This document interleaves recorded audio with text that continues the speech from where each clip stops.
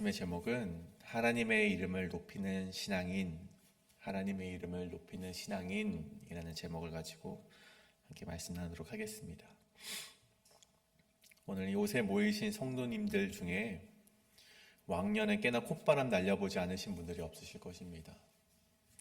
우리 모두 왕년에는 한 어깨들 하셨고 또 부유에도 보셨을 것이고 거침없이 잘 나가셨던 적이 있으실 것이죠. 그런데 그 왕년회라는 이야기 가운데 잘 들어보면 꼭 팩트만이 있는 것은 아닌 것 같습니다. 제가 이야기를 조금만 들어봐도 굉장히 많은 조미료들이 들어가 있음을 보게 됩니다. 그래야지 자신의 왕년이 자랑할 만한 것이 되기 때문일 것입니다.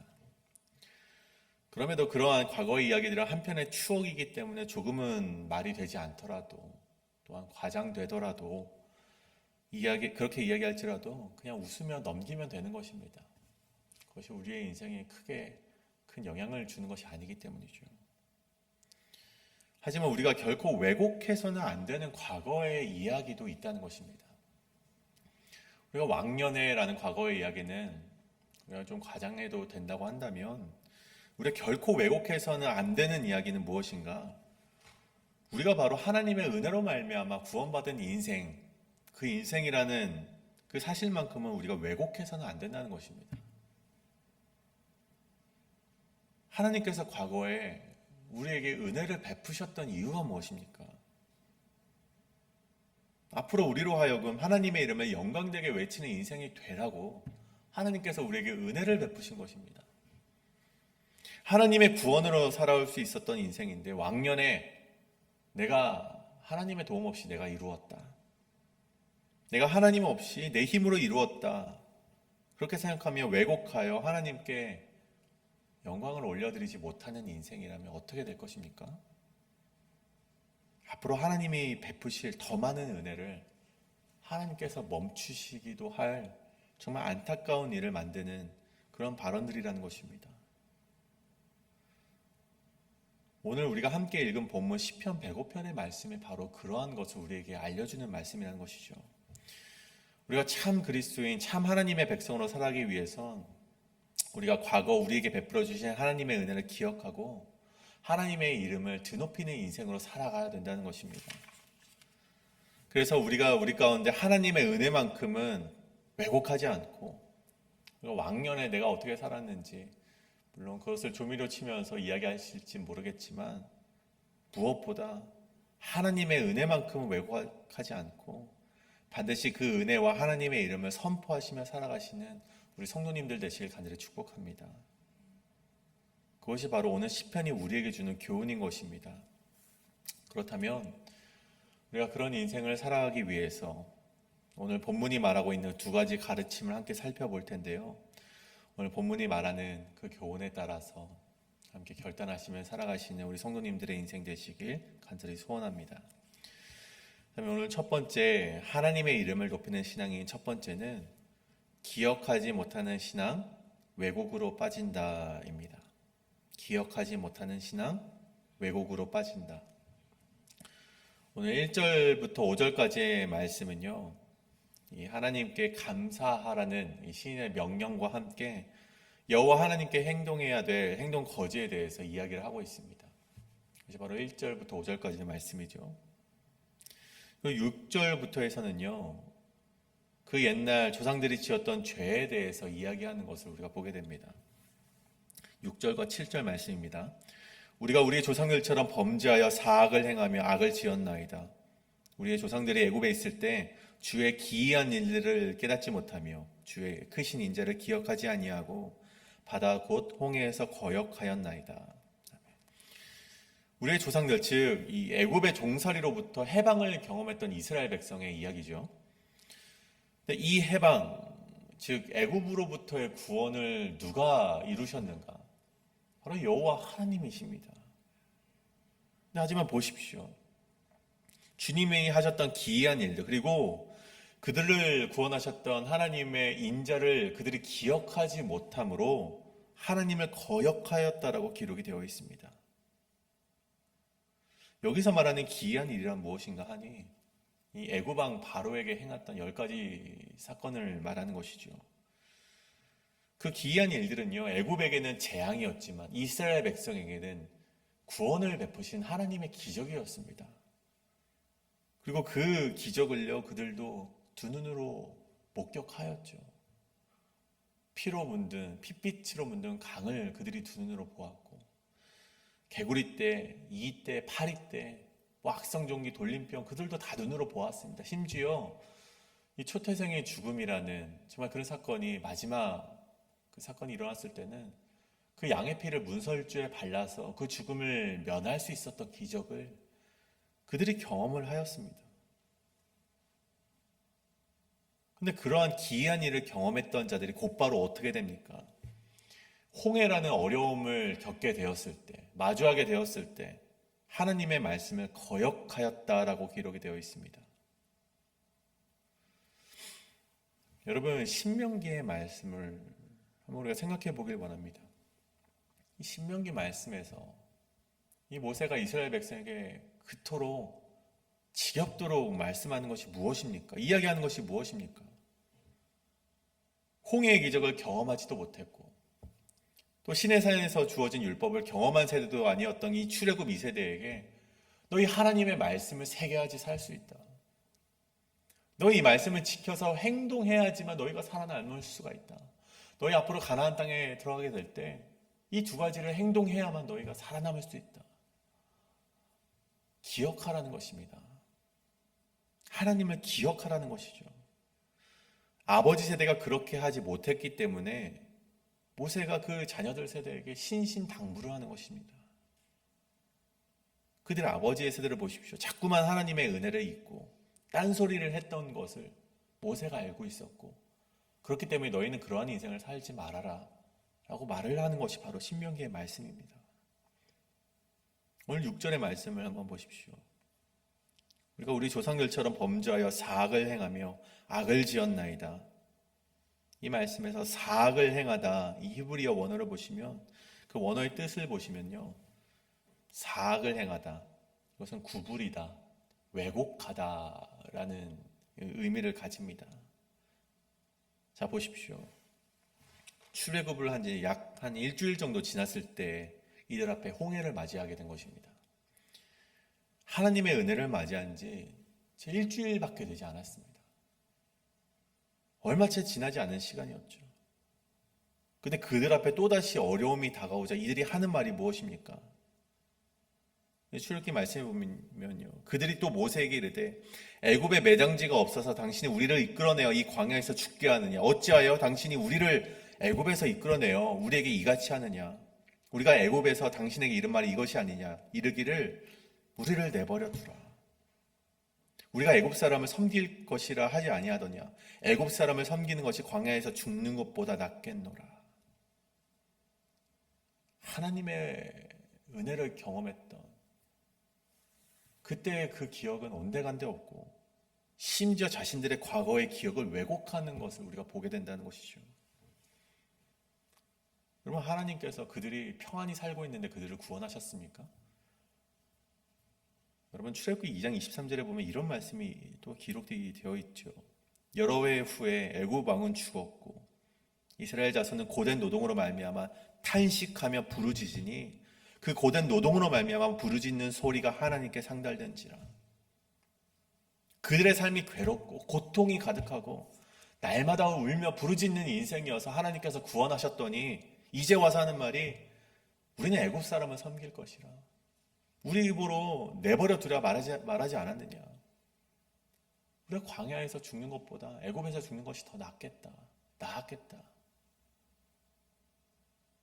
여러분, 오늘날 우리말로 바꾸어 보자면 하나님 만나기 전에 내가 더 편했는데 왜 굳이 그런 말씀을 하셔가지고 내 삶을 불편하게 하시는지, 왜 하나님이 구원하시기 전에 내 삶이 더 안락했는데 하나님께 은혜를 받지 않았다면 더 잘 살 수 있었는데 왜 날 굳이 해방시키셔서 구원시키셔서 이런 어려운 삶을 살게 하시는가. 이 과거까지 왜곡하는 신앙으로 나아가게 되었다는 것입니다. 그럼 오늘 말씀을 통해 우리가 알 수 있는 것은 우리가 하나님의 은혜를 기억하지 못하면 우리에게 오는 심각한 문제란 우리의 과거를 왜곡하게 된다는 것입니다. 지금까지 내가 누려온 모든 것이 하나님의 은혜가 아니라 나의 선택과 나의 힘, 나의 능력으로 인한 것이라고 착각을 하면서 과거 하나님께 부르짖었던 그 간절한 부르짖음까지 왜곡하는 인생, 그런 배은망덕한 인생이 바로 하나님의 은혜를 기억하지 못하는 자들의 인생이라는 것입니다. 그래서 오늘 우리가 함께 되돌아보시길 원합니다. 내가 이제껏 나를 도와주신 하나님의 은혜를 기억하고 있는가? 내가 잊고 살아가지는 않은가? 다시금 그 은혜를 우리가 함께 살펴보시고 과거에 나에게 임하셨던 하나님의 그 구원의 손길을 기억하시며 오늘 그 은혜를 붙잡고 살아가시는 우리 성도님들 되시길 간절히 소원합니다. 그다음에 두 번째로 하나님의 이름을 높이는 신앙인 두 번째는 우리가 하나님의 이름을 거룩하게 하는 인생으로 살아가야 된다는 것입니다. 다시 한번 우리 하나님의 이름을 거룩하게 하는 인생으로 살아가야 한다는 것입니다. 오늘 이스라엘 백성을 보십시오. 그들이 기억하지 못하고 심지어 하나님 홍해 앞에서 하나님을 거역하였지만 그럼에도 불구하고 오늘 말씀 가운데 보시면 하나님은 이스라엘 백성을 구원하는 것을 보게 됩니다. 8절의 말씀이죠. 그러나 여호와께서는 자기 이름을 위하여 그들을 구원하셨으니 그의 큰 권능을 만민이 알게 하려 하심이로다. 이스라엘 백성이 하나님의 은혜를 기억하지 못하고 하나님을 거역하였지만 그럼에도 불구하고 하나님께서 그들을 구원하셨는데 그 이유가 무엇인가 하니 하나님께서 자기 이름을 위하여 행하신 것이라는 사실입니다. 여러분, 하나님께서는요 자기 이름을 위하여 일하시는 분이라는 사실을 우리가 기억해야만 합니다. 우리가 잘 아는 시편 23편의 말씀에 이런 말씀이 있죠. 내 영혼을 소생시키시고 자기 이름을 위하여 의의 길로 인도하시는도다. 근데 성경에 보면요 이뿐만이 아니라 계속해서 이런 말씀이 나오고 있습니다. 이사야 48장에 보면 내 이름을 위하여 내 영광을 위하여 내가 참고 너를 멸절하지 아니하리라. 에스겔 20장에 보면 내가 내 이름을 위하여 내 삶을 두고 맹세하노니 내 거룩한 이름을 위하여 이제 열심을 내어 이스라엘 온 족속에게 사랑을 베풀리라. 여러분, 심지어 우리 모세가 하나님을 만류했던 사건을 보게 됩니다. 이스라엘 백성이 모세가 시내산에서 늦게 내려온다는 이유로 그 아론이 금을 모아 송아지를 만들고 그것에 제사를 하게 되는 사건이 있었습니다. 근데 그것을 보면서 하나님께서는 분노하시죠. 당연히 우상을 섬겼던 그 이스라엘 백성에게 분노하시고 그들을 진멸하시려고 하였습니다. 근데 그때 모세가 하나님께 이렇게 말을 합니다. 하나님, 애굽 사람이 이르기를 여호와가 자기 백성을 산에서 죽이고 지면에서 진멸하려는 악한 의도로 인도하여 내었다고 그들에게 말하게 하려 하나이까? 이 말을 듣고 하나님께서 그 다음 말씀 보면요 하나님의 뜻을 돌리셨다라고 기록이 되어 있습니다. 여러분, 이 사건 가운데 하나님께서 뜻을 돌이키신 이유가 무엇입니까? 이스라엘 백성을 위해서가 아니라 하나님의 이름과 하나님의 영광될 그 이름을 위해서 하나님은 그 뜻을 돌이키셨다는 것입니다. 여러분, 우리가 이 땅을 살아가는 목적이 바로 여기에 있다는 것입니다. 나의 이름이 아니라 내가 구원받는 인생이 살아가고자 우리가 기도해야 되는 것이 아니라 하나님의 이름을 높이는 자의 인생을 살아야 된다는 것입니다. 그때 하나님께서 친히 우리를 위해서 일하신다는 것이죠. 오늘 시편의 기자를 보십시오. 바로 그 축복된 인생의 첫걸음이 하나님을 찬양하는 것으로부터 시작되는 것임을 우리가 알게 됩니다. 우리 1절부터 5절까지의 말씀이죠. 할렐루야, 여호와께 감사하라. 그는 선하시며 그 인자하심이 영원함이로다. 누가 능히 여호와의 권능을 다 말하며 주께서 받으실 찬양을 다 선포하랴.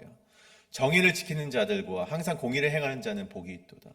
여호와여, 주의 백성에게 베푸시는 은혜로 나를 기억하시며 주의 구원으로 나를 돌보사 내가 주의 택하신 자가 형통함을 보고 주의 나라의 기쁨을 나누어 가지게 하사 주의 유산을 자랑하게 하소서. 여호와의 권능을 말하며 공의를 행하고 주의 택하신 자가 형통함으로 유산을 자랑하게 하소서. 이 무슨 말씀입니까? 이 모든 것이 하나님의 이름을 거룩하고 영광되게 높이는 인생을 살으라, 그렇게 권고하고 있는 것입니다. 그러할 때 하나님께서 우리의 삶을 보호하시고 우리를 형통한 삶으로 인도한다는 것입니다. 여러분, 우리가 두 번째로 꼭 기억해야 되는 교훈은 무엇인가? 우리의 삶이 나아지고 나서 하나님을 찬양하는 것이 아닙니다. 가장 먼저 하나님의 이름을 드높일 때 하나님께서 우리의 필요를 채워주시고 우리의 삶을 형통 가운데로 인도한다는 사실입니다. 가장 먼저 우리가 하나님의 이름을 드높이는 인생이 되길 원합니다. 성경에서 말하는 바가 그러시죠. 누구든지 주의 이름을 부르는 자는 구원을 얻을 것이다. 내 이름으로 무엇을 구하든지 행할 것이고 내 이름으로 구하라. 기쁨이 그에게 충만하리라. 여러분, 이 시간 우리가 하나님의 이름을 영광되게 높이는 인생을 내가 살아가고 있는가? 우리가 한번 질문을 던져보길 원합니다. 내 입의 말과 오늘 나의 살아가는 모든 행실이 하나님의 이름을 높이고 있는가? 아니면 내가 세상 사람들과 다를 바 없는 인생을 살아가고 있는가? 우리가 한번 되돌아보길 원합니다. 오늘 이스라엘 백성이 구원을 받았던 것은요, 그들이 그럴만해서 그랬던 것이 아닙니다. 하나님이 보시기에 그들이 구원받을 만하구나 해서 구원을 받은 것이 아니라 하나님의 이름을 위해서 하나님께서 한 번 넘기신 것입니다. 하나님의 이름이 더럽혀지지 않기 위해서 하나님께서 한 번 넘기신 것이라는 사실을 우리가 기억해야 된다는 것입니다. 결국 저들이 홍해는 건넜을지언정 그들은 하나님의 그 약속의 땅에 들어가지 못한 채 이 광야에서 죽음을 당하지 않습니까? 여러분, 우리의 인생의 모습이 하나님의 이름을 높이는 인생이 아니라면 하나님께서 우리의 인생을 심판하실 수 있다는 사실을 우리가 기억하며 살아가시는 우리 성도님들 되시길 간절히 소원합니다. 오늘 내가 어떻게 하나님의 이름을 드높이는 인생을 살아갈 수 있을까? 나의 말이, 내 입에서 통하는 그 입술의 말이 어떻게 하나님을 높일 수 있을까? 나의 행동이 어떻게 하나님의 이름을 높이는 행동이 될 수 있을까? 그렇게 고민하시고 오늘을 살아가시고 그 정답을 찾아내시는 우리 모든 성도님 되시길 간절히 소원합니다. 이 시간 우리 함께 기도하시길 원합니다. 우리가 이 두 가지를 놓고 함께 기도하길 원합니다. 하나님, 내가 하나님의 은혜를 기억하지 못하는 신앙인이 되지 않기를 원합니다. 우리가 이스라엘 백성들처럼 하나님의 은혜를 잊고 거역하는 신앙이 아니라 하나님의 은혜, 그 은혜만을 기억하며 왜곡하지 않고 살아가는 우리 성도님이 될 수 있도록, 내가 될 수 있도록 인도하여 주시옵소서. 또 하나님의 이름을 어떻게 하면 내가 높일 수 있을지 날마다 생각하며 고민하며 그것을 위해서 살아가는 우리 내가 될 수 있도록 인도하여 주시옵소서라고 함께 이 시간 통성으로 기도하며 나아가시겠습니다. 사랑의 많으신 하나님 아버지,